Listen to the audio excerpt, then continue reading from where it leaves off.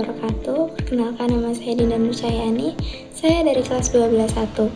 Video kali ini saya akan mempresentasikan hasil dari tugas saya yang berjudul Peradaban Islam di Benua Asia, Afrika, Australia, dan Eropa. Seperti yang kita ketahui, Islam adalah agama yang sudah sangat mendunia. Maka dari itu, wajib dari kita untuk mempelajari sejarah Islam. Pertama-tama kita akan membahas peradaban Islam di benua Asia. Islam lahir di Mekah pada 610 Masehi dan berkembang di Madinah 622 Masehi. Peradaban Islam berakar dari tanah Arab ketika Islam lahir di kota Mekah pada abad ke-7 Masehi dan kemudian berkembang pesat di Madinah. Dari dua kota suci inilah ajaran Islam mulai membentuk tatanan sosial, politik, dan spiritual baru bagi masyarakat jazirah Islam. Lalu yang kedua, masa Khulafaur Rasyidin pada 632 sampai 661 Masehi memperluas wilayah Islam ke Suriah, Persia, Palestina, Irak, dan Mesir. Nah, setelah wafatnya Nabi Muhammad SAW, masa Khulafaur Rasyidin menjadi periode penting dalam perluasan wilayah dan penguatan ajaran Islam. Melalui kepemimpinan 4 khalifah ini, kekuatan Islam meluas hingga mencapai Asia Tengah dan India Barat. Ekspansi ini bukan hanya membawa pengaruh politik, tetapi juga memperkenalkan nilai-nilai keagamaan, tata hukum, dan tradisi intelektual Islam ke berbagai wilayah Asia. Yang terakhir pada masa dinasti Abbasiyah pada 750 sampai 1258 Masehi. Di Baghdad menjadi pusat ilmu dunia dengan Baitul Hikmah melahirkan ilmuwan seperti Al-Khwarizmi, Ibnu Sina, Al-Biruni, dan Al-Farabi. Nah, pada masa dinasti Abbasiyah ini, kota ini berkembang sebagai pusat ilmu pengetahuan dunia, terutama melalui berdirinya Baitul Hikmah, sebuah lembaga besar yang berfungsi sebagai perpustakaan, pusat penerjemahan, dan akademi penelitian. Dari lingkungan inilah lahir para ilmuwan besar seperti Al-Khwarizmi, ahli matematika dan pencetus aljabar, Ibnu Sina, filsuf dan dokter yang karya-karyanya menjadi rujukan berabad-abad. Islam masuk sejak abad ke-7 melalui pedagang Arab dan para sufi.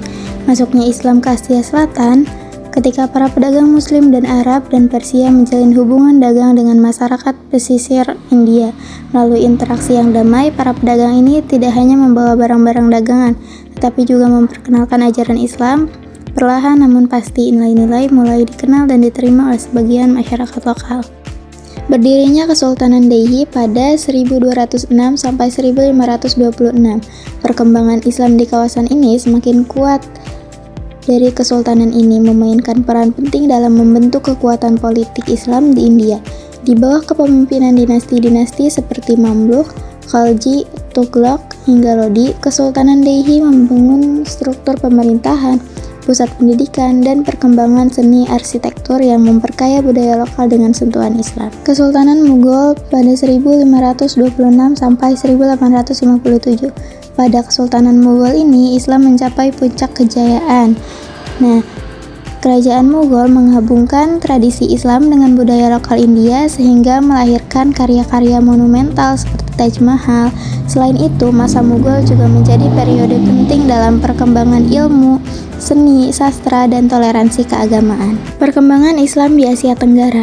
Di Asia Tenggara, Islam masuk melalui perdagangan dari Arab, Persia, dan Gujarat sejak abad ke-7 sampai 13.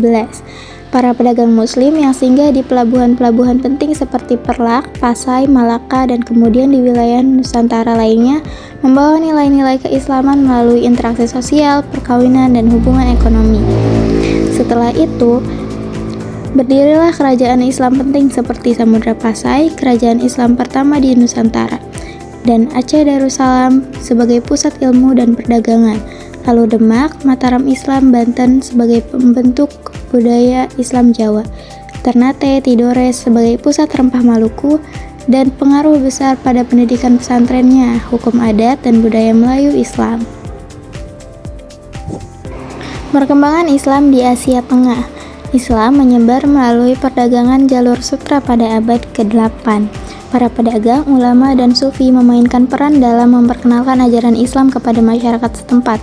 Para sufi khususnya sangat berpengaruh karena pendekatan mereka sangat lembut, sehingga Islam diterima secara luas.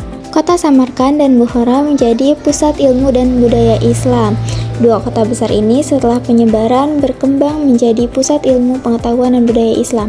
Samarkand dikenal sebagai kota ilmu dan penelitian, terutama dalam bidang astronomi dan matematika. Sementara itu, Bukhara menjadi pusat keagamaan dan pendidikan. Dari wilayah inilah muncul sejumlah ilmuwan penting dalam sejarah peradaban Islam. Di antaranya adalah Al-Khwarizmi, Imam Bukhari, Al-Biruni, dan Ulugh.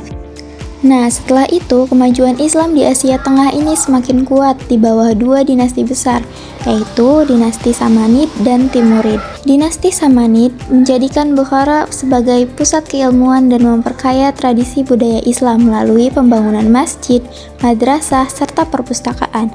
Sementara itu, dinasti Timurid terutama pada masa pemerintahan Timur Lenk dan Ulugh membangun berbagai karya arsitektur megah dan madrasah besar di Samarkand. Yang kedua ada peradaban Islam di benua Afrika. Nah, penasaran gak sih gimana masuknya Islam ke Afrika? Nah, Islam pertama kali masuk ke Afrika melalui Mesir setelah ekspedisi Muslim pada masa Khalifah Umar bin Khattab. Dari sini, Islam menyebar ke Afrika Utara secara damai melalui perdagangan dan dakwah. Afrika Utara sebagai pusat awal perkembangan ilmu perdagangan Islam. Jalur penyebarannya, pedagang Muslim dari Afrika Utara membawa Islam ke Afrika Barat melalui jalur Trans-Sahara. Dakwah dilakukan oleh pedagang, ulama, dan sufi secara perlahan dan tidak memaksa. Perkembangan kerajaan dan pendidikan Islam. Nah, setelah banyaknya penyebaran yang dibawakan oleh Afrika Utara, muncullah kerajaan Islam yang kuat seperti Kerajaan Mali, Songhai, dan Kanem Bornu yang dikenal sebagai pusat perdagangan emas, ilmu, dan kebudayaan. Ada madrasah, masjid, dan pusat keilmuan yang berkembang termasuk Universitas Al-Azhar di Mesir dan pusat pembelajaran Timbuktu di Mal. Yang ketiga ada peradaban Islam di benua Australia dan Pasifik.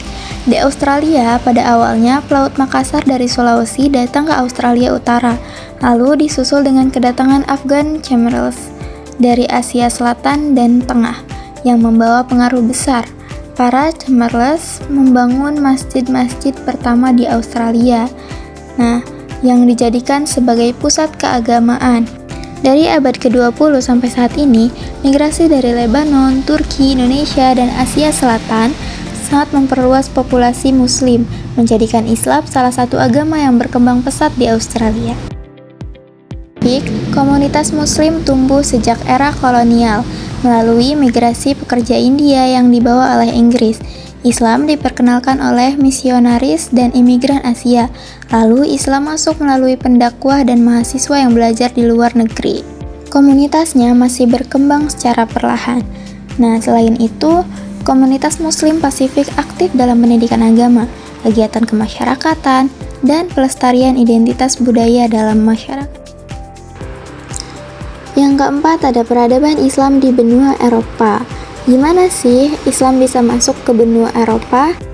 Islam pertama kali masuk ke wilayah Eropa melalui semenanjung Iberia, yaitu Spanyol dan Portugal saat ini.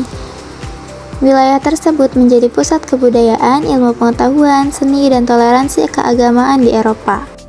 Di wilayah Balkan, Islam berkembang melalui Kesultanan Utsmaniyah sejak abad ke-14. Pada abad ke-15 hingga 17, Andalusia mengalami rekonquista oleh kerajaan Kristen, sementara wilayah Utsmaniyah di Eropa mengecil setelah abad ke-18. Muslim di Eropa aktif dalam pendidikan, bisnis, politik, serta dialog budaya. Yang kelima ada peradaban Islam di benua Amerika. Muslim pertama di Amerika adalah budak dari Afrika. Yang ada di foto ini adalah budak dari Afrika. Agama Islam masuk ke Amerika pada abad ke-16 melalui kawasan Arizona Amerika bagian utara dan New Mexico. Pada abad ke-19 sampai 20, Muslim dari Timur Tengah tiba di Amerika Utara dan Selatan sebagai pedagang dan pekerja untuk membentuk komunitas Muslim pertama yang stabil. Lalu pada abad ke-20, muncul organisasi Islam besar seperti Nation of Islam yang berperan dalam membuka kesadaran identitas bagi komunitas Afrika dan Amerika. Saat ini, Amerika Serikat dan Kanada memiliki komunitas Muslim besar yang aktif dalam pendidikan, bisnis, sains, dan politik. Yang terakhir ada ilmuwan-ilmuwan muslim yang menjadi bukti bahwa Islam sudah menyebar di seluruh dunia. Pertama ada Muhammad Iqbal, ada M.M. Syarif, ada Abu A'la Al-Maududi, ada C.A. Qadir, ada Dr. Abdussalam, dan ada Fazlur Rahman.